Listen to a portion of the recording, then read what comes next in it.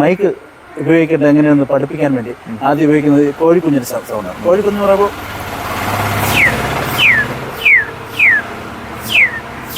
ഈ ശബ്ദം മൈക്കാണ് ഒരു മിമിക്രി കലാകാരൻ്റെ ഹാർട്ട് എന്ന് പറയുന്നത്. കാരണം എന്ന് വെച്ചാൽ അവൻ്റെ സോൾ എന്ന് പറയുന്നത് മൈക്കാണ്. എപ്പോഴും ഇങ്ങനെ തന്നെ മൈക്ക് ചെയ്യണം എന്നുള്ളൊരു കാരണം അങ്ങനെയല്ല.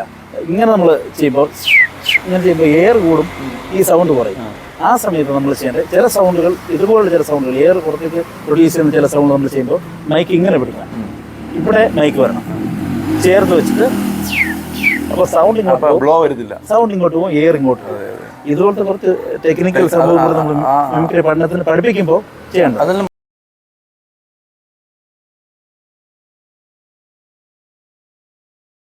യാത്രകൾ ഇങ്ങനെ തുടർന്നുകൊണ്ടിരിക്കുന്നപ്പോൾ ഇങ്ങനെ ഓരോരുത്തരെ ഇങ്ങനെ കണ്ടിരിക്കുകയാണ്. അപ്പോൾ ഇന്ന് മൊത്തത്തിൽ രാവിലെ ഇറങ്ങിയതിന് ശേഷം ഓരോ വ്യക്തികളെയാണ് കാണുന്നത്. സംഭവങ്ങളും കാഴ്ചകളും ഒക്കെ വളരെ കുറവാണ്.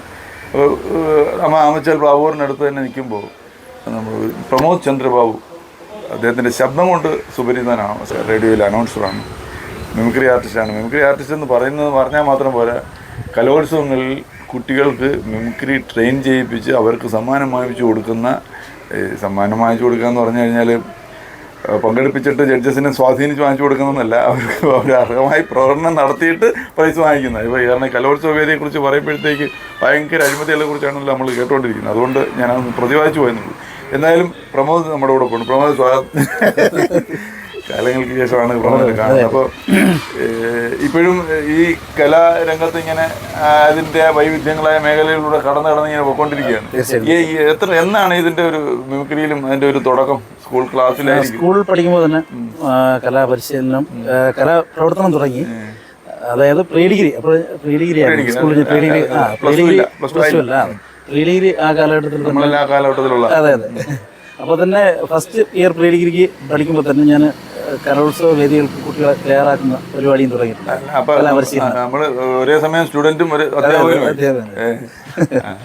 അപ്പോൾ അന്ന് തന്നെ ഈ ആദ്യകാലങ്ങളിലൊക്കെ ഇപ്പോഴത്തെ മിമിക്രി അന്നത്തേനൊന്നും ഈ 25-30 വർഷം കൊണ്ട് ഒരുപാട് മാറിയിട്ടുണ്ട്. ആ മാറിയ തുടക്കത്തിൻ്റെ ശരിക്കും 30-40 വർഷമൊക്കെ ഉള്ളൂ എന്ന് തോന്നുന്നു മിമിക്രിയുടെ ഒരു രൂപം കൊണ്ടതിന് ശേഷമുള്ള ഒരു വളർച്ച അല്ലേ. ആ സമയത്തൊക്കെ കുഞ്ഞു കുഞ്ഞു ശബ്ദങ്ങളായിരുന്നു, പ്രകൃതിയിലെ ശബ്ദങ്ങളായിരുന്നു.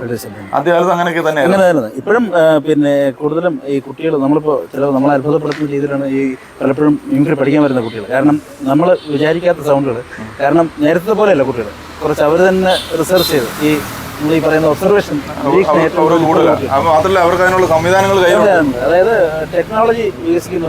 ആസ്ട്രേലിയയിലുള്ള ഒരു പക്ഷിയുടെ ശബ്ദം പഠിക്കണമെന്ന് വെച്ചാൽ ആസ്ട്രേലിയയിലുള്ള പക്ഷികൾ, വിവിധ തരത്തിലുള്ള പക്ഷികൾ നമുക്ക് കിട്ടുക. അതെ. അതുപോലെ സാധ്യതകളും കൂടുതലാണ്. നമുക്ക് മുമ്പ് നമ്മളിപ്പോൾ ഏതെങ്കിലും പ്രോഗ്രാം കണ്ടിട്ട് ഒരു മിമിക്രി ആർട്ടിസ്റ്റ് ചെയ്യുന്ന നടൻ്റെ ശബ്ദം, ആ മിമിക്രി ആർട്ടിസ്റ്റിനെ കണ്ടിട്ടാണ് ആദ്യം പഠിക്കാൻ ശ്രമിക്കുന്നത്. യഥാർത്ഥ നടൻ്റെ ശബ്ദം നമ്മൾ ചെയ്യാറില്ല. പക്ഷേ ഇപ്പോൾ കാലം കഴിഞ്ഞപ്പോൾ ഈ തന്മയത്വമായിട്ട് നമ്മൾ സാധാരണ നമ്മൾ സംസാര ശൈലിയിൽ വരുന്നത് പോലെ തന്നെ ഡയലോഗ് അല്ലാതെ സിനിമ ഡയലോഗ് പഠിക്കാൻ എളുപ്പമാണ്. കാരണം അത് ഒരു പ്രത്യേക താളത്തിൽ പറഞ്ഞാൽ മതി. ഇത് അങ്ങനെ അല്ലാതെ പലവിധ ടോണിൽ സംസാരിക്കുന്ന. അതായത് ഇപ്പോൾ പിന്നെ സുരേഷ് ഗോപി ചേട്ടൻ്റെ സൗണ്ട്, അതിപ്പോ മുമ്പൊക്കെ ആണെങ്കിൽ പുല്ല്, ആ സാധനമാണ് എല്ലാവരും പറഞ്ഞിട്ടുണ്ട്. പക്ഷെ നമ്മൾ ഈ മാർക്കറ്റിനൊക്കെ പോകുമ്പോഴേ അടുത്ത സുരേഷ് ഗോപി എന്ന് പറയുമ്പോൾ നമ്മൾ കുനിയിരിക്കണം, അല്ലെങ്കിൽ ഇപ്പൊ പുല്ല്. അതെ, ആ രീതി മാറി. ഇപ്പോൾ കൂടുതലും നമ്മൾ സ്വാഭാവികമായിട്ട് നമ്മളിപ്പോൾ ഇന്റർവ്യൂവിന് സംസാരിക്കുന്നത് അല്ലെങ്കിൽ ഒരു ചാനൽ ഷോയിൽ സംസാരിക്കുന്നത് അതുപോലത്തെ കാര്യങ്ങളാണ് കൂടുതൽ. അതായത് ഞാൻ സുരേഷ് ഗോപിയുടെ ശബ്ദം നമ്മൾ എന്തെങ്കിലും ചോദിക്കുക, അതിന് മറുപടി പറയാം. അത് പറയാം. അങ്ങനെയൊക്കെ ആ ഒരു രീതി മാറി, ആ ഒരു ആസ്വാദനത്തിന്റെ രീതി മാറി, അവരെ പ്രകടിപ്പിക്കുന്ന പ്രകടനത്തിന്റെ രീതി നമ്മൾ അത്ഭുതപ്പെടുത്തിക്കൊണ്ടിരിക്കണം. അതെ. കല എന്ന് പറഞ്ഞാൽ എപ്പോഴും നമ്മൾ അത്ഭുതം. ഇന്നലെ കണ്ട ദാനം തന്നെ കൊടുത്തിട്ട് കാര്യമില്ല. മോഹൻലാൽ മമ്മൂട്ടിയൊക്കെ ഇപ്പോഴും ഇരിക്കുന്ന അവരിപ്പോഴും അഭിനയത്തിൽ അത്ഭുതപ്പെടുത്തിക്കൊണ്ടിരിക്കുക. തീർച്ചയായും ദാസ് സാർ ഇപ്പോഴും പാടുമ്പോൾ അദ്ദേഹം പാട്ടിൽ അത്ഭുതപ്പെടുത്തിക്കൊണ്ടിരിക്കുക. ഓരോ പാട്ട് കേൾക്കുമ്പോഴും ആ അത്ഭുതപ്പെടുത്തൽ എന്ന് നേരുന്നു. അതെ. അവിടെ അന്ന് കലാകാരൻ അവസാനിക്കും. സ്റ്റേറ്റില് മകനെ പഠിപ്പിച്ച് പ്രൈസ് വാങ്ങിച്ചു. തിരുവനന്തപുരം ജില്ലയിലെ രണ്ടുപേരും, ഒന്ന് മകനായിരുന്നു, ഒന്നെന്റെ ഒരു സ്റ്റുഡന്റുമാണ്, കാർമൽ സ്കൂൾ പഠിക്കുന്ന.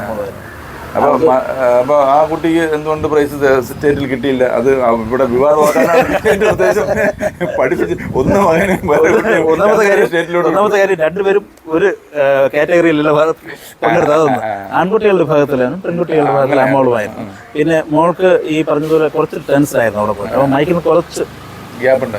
നമ്മൾ സാധാരണ ഫിക്സ് ചെയ്യുന്നതിനേക്കാൾ ഗ്യാപ്പിലായിരുന്നു.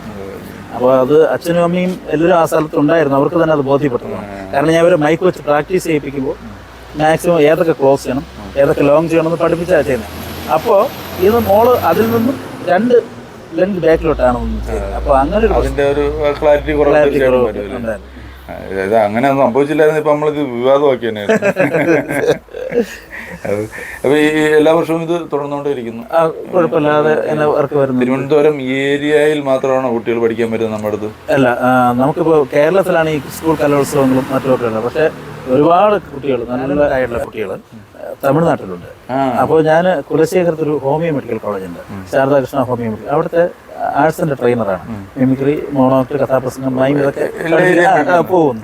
ആ സമയത്ത് അവിടെ തമിഴ് വിദ്യാർത്ഥികൾ ഒട്ടേറെ തമിഴ് നടന്മാരുടെ ശബ്ദം, അല്ലെങ്കിൽ പ്രകൃതി ശബ്ദങ്ങൾ, കുറേ എഞ്ചിന്റെ ശബ്ദങ്ങൾ, ഇതൊക്കെ നമ്മൾ ഇത് അനുകരിക്കാൻ പറ്റുമായിരുന്നു എന്ന് നമ്മൾ തോന്നിപ്പിക്കുന്ന ശ്രദ്ധിക്കാറുണ്ട്.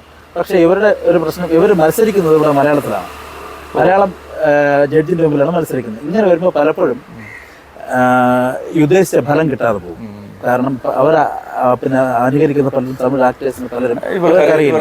കാരണം എന്ന് വെച്ചാൽ ഒരു ഘട്ടത്തിനപ്പുറമുള്ള തമിഴ് ആക്ടേഴ്സിന്റെ പേര് പോലും നമുക്കറിയില്ല. ഇപ്പൊ കമൽഹാസൻ, രജനീകാന്ത് എന്നൊക്കെ പറയുമ്പോൾ നമുക്കറിയാം. എന്നാൽ ഒരു പരിധിക്ക് അപ്പുറം ഉള്ള ചില നടന്മാരുടെ പേരുകളൊന്നും നമുക്ക് അറിയാൻ പറ്റില്ല.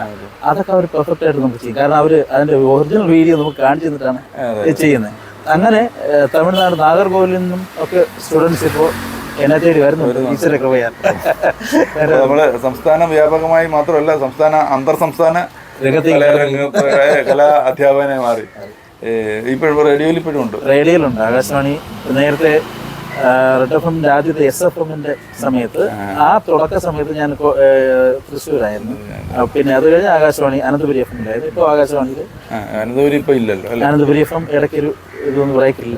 ആ മീറ്ററിൽ പ്രോഗ്രാം പോകുന്നുണ്ട്, പക്ഷെ അനന്തപുരി FM ഇപ്പോൾ ഈ ആദ്യകാലത്ത് മിമിക്രി ചെയ്തുകൊണ്ടിരിക്കുമ്പോൾ നമ്മളൊന്ന് ഹിറ്റാക്കിയ ഒരു ഐറ്റം കാണുമല്ലോ. ആദ്യകാലത്ത് ഇപ്പോൾ ഈ റേഡിയോമായിട്ട് എങ്ങനെയും അറിഞ്ഞിടാതെ നേരത്തെ ഒരു ബന്ധം വന്നുപോയി. അതായത് പലപ്പോഴും ഞാൻ ദൂരദർശനിലൊക്കെ റിസോഴ്സ് പേഴ്സണായിട്ടൊക്കെ വർക്ക് ചെയ്യുമ്പോഴും അവിടുത്തെയും ആകാശവാണിയിലെ ഇൻ്റർവ്യൂവിന് മിമിക്രി ആർട്ടിസ്റ്റ് നമ്മൾ ബയോഡേറ്റ് കാണുമ്പോൾ എന്തെങ്കിലും മിമിക്രി ചെയ്യാൻ പറയും.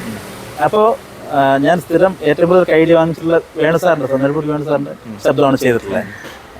അത് കഴിഞ്ഞ് പിന്നെ രാമേന്ദ്ര സാർ പ്രതാപ് സാർ തമ്മിലുള്ള വാർത്തയുടെ വേരിയേഷൻസ് ചെയ്യുന്നത്. അങ്ങനെ ദൂരദർശൻ്റെ പിന്നെ ഇൻ്റർവ്യൂ സമയത്തും അത് ചെയ്തതാണ് അവിടെ എല്ലാവർക്കും ഇഷ്ടം. അതൊന്നും രാമേന്ദ്ര സാറ് വാർത്ത വായിക്കുന്നത്.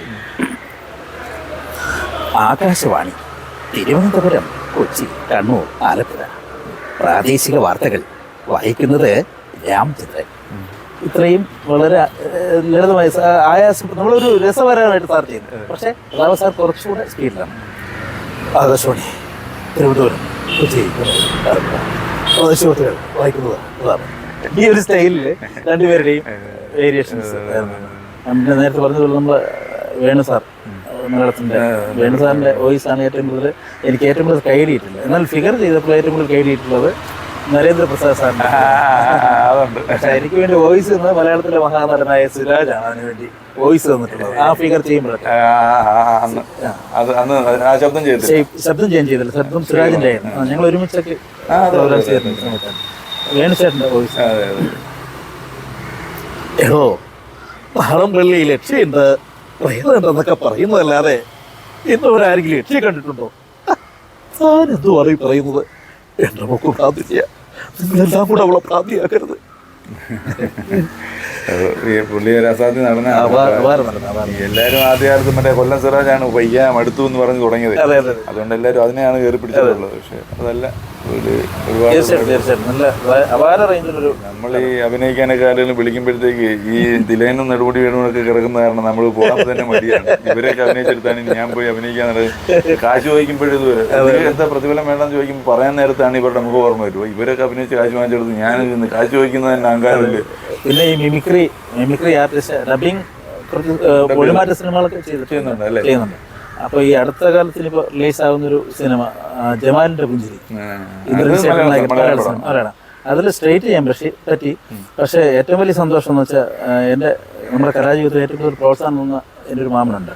എൻ്റെ വലിയമ്മയുടെ സഹോദരനാണ് എങ്കിൽ പോലും അമ്മയുടെ സഹോദരന്മാർ തരുന്ന അതേ സ്നേഹം തന്നിട്ടുണ്ട്. പല നിർദ്ദേശങ്ങളൊക്കെ തന്നു. കൊച്ചു പ്രേമൻ മാമൻ്റെ മരണശേഷം ആണ് ഈ ജമാലിൻ്റെ പുഞ്ചിരി എഡിറ്റ് ചെയ്യാൻ വന്നത്. അപ്പോൾ മാമൻ്റെ വോയിസ് അതിനകത്ത് ഞാനാണ് കൊടുത്തിട്ടുണ്ട്. പക്ഷേ മാമന് സ്റ്റേജിൽ ഞാൻ ഇതുവരെ അനുകരിച്ചിട്ടില്ലായിരുന്നു. പക്ഷെ മാമൻ ഞാൻ തമ്മിൽ ഇങ്ങനെ സംസാരിക്കുന്ന ചില സ്ഥലങ്ങളിൽ മാമനിൽ വരുന്ന മാനരസങ്ങളൊക്കെ മനസ്സിനകത്ത് കിടക്കുന്നു. ആദ്യമായിട്ട് മാമൻ്റെ വോയിസ് അങ്ങനെ അനുകരിക്കുന്നത് പോലും ഈ സിനിമയ്ക്ക് വേണ്ടിയിട്ടായിരുന്നു. മാമൻ്റെ സൗണ്ട് അതാണ് ഞാൻ പറഞ്ഞു, മിമിക്രിക്ക് വേണ്ടി ഞാൻ മുഴുവനും നോക്കിയിട്ടെങ്കിലും പറഞ്ഞതിലും കാര്യമുണ്ട് കേട്ടോ. സാധാരണ സംസാരിക്കുമ്പോൾ പുള്ളി ഇങ്ങനെ അല്ല, അത് സാധാരണ ഇപ്പോൾ ഞാനും മോൻ്റെ ഒരു പിന്നെ ഷോർട്ട് ഫിലിം മോൻ ഡയറക്റ്റ് ചെയ്താൽ തന്നെ എഡിറ്റ് ചെയ്ത് അപ്പം അതിന് പിന്നെ കൂടെ തലമുറയായിട്ട് കൈമാറി വിട്ടിരിക്കുകയാണ്. അപ്പോൾ അവനിപ്പോൾ തലമുറകൾ 10ാം ക്ലാസ്സിലാണ് ഇപ്പോൾ പഠിക്കുന്നത്. അപ്പോൾ അവൻ 7ാം ക്ലാസ്സിൽ പഠിക്കുമ്പോഴാണ് അത് ചെയ്തത്. അപ്പോൾ അതിൻ്റെ നമ്മുടെ കോവിഡ് കാലത്തിൻ്റെ ഡീറ്റെയിലായിട്ട് അപ്പോൾ അതിൻ്റെ ക്ലൈമാക്സിൽ മാമനാണോന്ന് കൊച്ചൂർ മാമനാണോന്ന് അതിൻ്റെ ഒരു മെസ്സേജ് പറയുന്നത്. അപ്പോൾ അത് കഴിഞ്ഞിട്ട് എഡിറ്റ് കഴിഞ്ഞ ആദ്യത്തെ വ്യൂവർ എന്ന് പറയുന്നത് മാമനാണ്. അപ്പോൾ പുള്ളി കണ്ടിട്ട് വളരെ സന്തോഷത്തോടുകൂടി അവനെ കെട്ടിപ്പിടിക്കുകയും എന്നോട് പറഞ്ഞു, മക്കളേടാ നമുക്ക് അവനെ എൻ്റെ വിധത്തിലൊന്ന് അവന് ഈ അഭിനയത്തിലും അവന് ഇതിലൊക്കെ വളരെ താല്പര്യമുണ്ടെന്ന് തോന്നുന്നു. ആ തരത്തിൽ വേണ്ടി നമുക്ക് അവനെ മാമൻ്റെ ഹെൽപ്പ് ഉണ്ടാവും. കുടുംബം മക്കള് ഒരു മോനല്ല മോളും മോളും ഉണ്ട്. വൈഫ് എന്തായാലും വൈഫ് പിന്നെ ഈ നമ്മുടെ ഇതൊക്കെ ഫോട്ടോഗ്രാഫിക്ക് എഡിറ്റിങ് ഫോട്ടോ ഞാനും അവളും ഒക്കെ ചേർന്ന് നമ്മുടെ കുറച്ച് സുഹൃത്തുക്കളാണ്ട് ചേർന്ന് ഒരു സ്കൂൾ നടത്തുന്നുണ്ട്. ഗാന്ധാര കലാഗ്രാമം എല്ലാം ഉണ്ട്. നമ്മുടെ കീബോർഡ് തൊട്ട് അഭിനയം എല്ലാം ഉണ്ട്. കീബോർഡ് വയലിൻ ഗിറ്റാർ എല്ലാം ഉണ്ട്. എല്ലാം വീടിനോട് ചേർന്ന് തന്നെയാണ്. ഏതെങ്കിലും പ്രത്യേക സന്ദർഭങ്ങളിൽ ഞങ്ങൾ വരാം, ഇടയ്ക്ക് വരാം. തീർച്ചയായിട്ടും വരണം, കാണാൻ നമുക്ക്. കാരണം അതിൽ ഒരു സന്തോഷം എന്ന് പറയുന്നത് സ്കൂൾ തുടങ്ങി 3ാമത്തെ വർഷം ഈ കാട്ടാട് സബ് ജില്ലയിൽ തന്നെ ഗിറ്റാർ കാട്ടാട് സബ് ജില്ലയിൽ നിന്ന് തിരുവനന്തപുരം ജില്ല കഴിഞ്ഞു പോകുന്നത് എൻ്റെ ഇൻസ്റ്റിറ്റ്യൂട്ട് പഠിച്ച കുട്ടിയായിരുന്നു. അവന് സംസ്ഥാനത്ത് തന്നെ എ ഗ്രേഡ് 3ാം സ്ഥാനം ഉണ്ടായിരുന്നു ആദ്യം. പക്ഷെ ഒരു നിർഭാഗ്യം അല്ലെങ്കിൽ ഒരു ദൗർഭാഗ്യം, ഒരു വലിയ അത്യാഹിതം, ദുരന്തം എന്നൊക്കെ പറയുന്നത് പോലെ ആ കുഞ്ഞ് +2 പഠിക്കുമ്പോൾ അവൻ മരിച്ചു. അവന് ആരോഗ്യപരമായിട്ട് വളരെ അവിടെ തന്നെയുള്ള സംഗീത അധ്യാപകനായ ബോസേട്ടൻ്റെ മോനായിരുന്നു. അപ്പോൾ ഈശ്വരൻ അവന് വലിയ ദീർഘായുസ് കൊടുത്തില്ല. പക്ഷേ അവന് ഭയങ്കര ഡെഡിക്കേറ്റ് ആയിരുന്നു ഗിറ്റാർ വാദം. ജീവിതം എന്നായിരുന്നു കുട്ടിയുടെ എന്തായാലും നമുക്ക് ഇത്രയും സമയം ഇങ്ങനെ കുറച്ച് കാര്യങ്ങൾ സംസാരിക്കാൻ പറ്റിയല്ലോ. അത് എനിക്ക് എൻ്റെ ഒരു അസുഖത്തിന്റെ ഭാഗമാണ് ഞാൻ ഈ തിരുവനന്തപുരം കളി. ഏറ്റവും വലിയ സന്തോഷം പറയാമോ, നമ്മൾ തമ്മിൽ കണ്ടുകൂട്ടി ഹായ് പറഞ്ഞു പോകുന്നു. ഞാൻ ഒരുപാട് ചാനൽ ഇന്റർവ്യൂ ചെയ്യാനിരിക്കുന്നു. പക്ഷേ ഇന്റർവ്യൂ എന്നെ ചെയ്യാനിരിക്കുന്നത് ഞാൻ അതും അണ്ണ പോലൊരു വലിയ കലാകാരൻ. അതൊരു വലിയ സന്തോഷം. കാരണം എന്താ വെച്ചാൽ നമ്മൾ പരസ്പരം വഴിയിലൊക്കെ വെച്ചുകൊണ്ട് സംസാരിച്ചങ്ങ് പോകുന്നല്ലോ. ഒരു ഇന്റർവ്യൂവിന്റെ സീരീസിൽ ഇന്റർവ്യൂ ഇരിക്കുന്നതൊന്നും ഒരു ക്യാമറ ഉണ്ടെന്നുള്ളത് ഒഴിച്ചാൽ പിന്നെ ബാക്കി നമ്മൾ വെച്ച് വർത്താനം.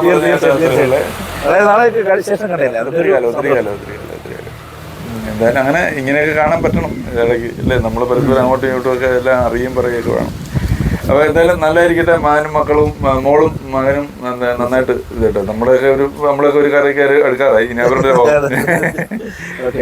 ഇതുപോലുള്ള കലാകാരന്മാരെ കാണി അവരോടൊപ്പം സംസാരിക്കാൻ നമുക്കും ഒരു ഊർജ്ജം കിട്ടുകയല്ലേ. ആ ഊർജ്ജം നമുക്ക് നാളേക്കും ഉണ്ടാവട്ടെ. നമുക്ക് നാളെ കാണാം.